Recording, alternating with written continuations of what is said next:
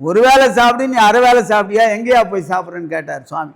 வள்ளல் பெருமான் கேட்குறார், ஐயா 4 வீடுகளில் யாசகம் எடுத்து 4 வீடுகளில் யாசகம் எடுத்தியா, நீ உழைக்காமல் நீ வேலை தவம் பண்ணிவிட்டு நீ நல்லா குளிச்சுட்டு நீ நான் உடம்பு மேனியாக வச்சுக்கின்னு அடுத்தவன் உழைச்சான் மாடாக உழைச்சி ஒரு சம்சாரிக்கு அவன் குழந்தை குட்டிக்கெலாம் சாப்பாடு ஆக்கி போட்டு அதில் கொஞ்சம் மிச்சத்தை தூக்கி உனக்கு கொடுத்தா அதை சாப்பிட்டுட்டு நீ உயர்ந்தவன் சொல்கிறியா என்பதை வள்ளல் பெருமான் சாடுறார்.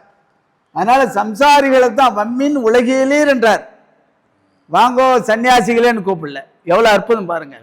வம்மின் உலகியலீர் மரண விழா பெருவாழில் வாழ்ந்திடலாம் கண்டே நான் புனைந்துரையேன் பொய்புகளேன் சத்தியம் சொல்கின்றேன் உன்மேல் உள்ள இரக்கத்தால் எடுத்துரைக்கின்றேன் நீ வேறு நான் வேறு என்ன நினையாதீர் உலகீர் நீ நினைச்சா மரணமில்லா பெருவாழ்வில் வாழ்ந்திடலாம் கண்டீர் என்று சம்சாரிகளை அழைக்கிறார். சன்னியாசிகள்லாம் போ 1000-2000 பேருக்கு அந்தாண்டு பின்னால் நில்லையா, தனி ட்ரேக் உங்களுக்கு இங்கே வராது, அப்புறம் போவோம், அப்புறம் பார்க்கலாம், கூப்பிட்றோம் பேசுகிறேன். ஆனால் சம்சாரிகளை வாரி அணைக்கிறார், கட்டி அணைக்கிறார் என்பதை நாம் புரிஞ்சுக்கணும். சம்சாரிகளை கரையேற்றுவதற்காகவே வந்தவர் தான் நம்மளுடைய வள்ளல் பெருமான்.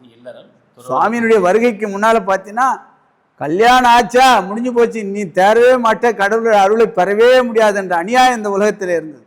சுவாமி வந்து தான் அது சர்டிஃபிகேட் அப்பா டேய் ராஜா நீ தாண்டா அருளை பெறுவது தகுதி, யாரா சொன்னார், நீ தாண்டா அது தகுதி உடையவர்கள் என்பதை நிலைநாட்டி வாரி அனைத்தரும் நம்மளுடைய வள்ளல் பெருமான். அப்புறம் தான் நமக்கு உயிரே வந்தது என்பதை நான் தாழ்மையோடு தெரிவிச்சுக்கிறேன்.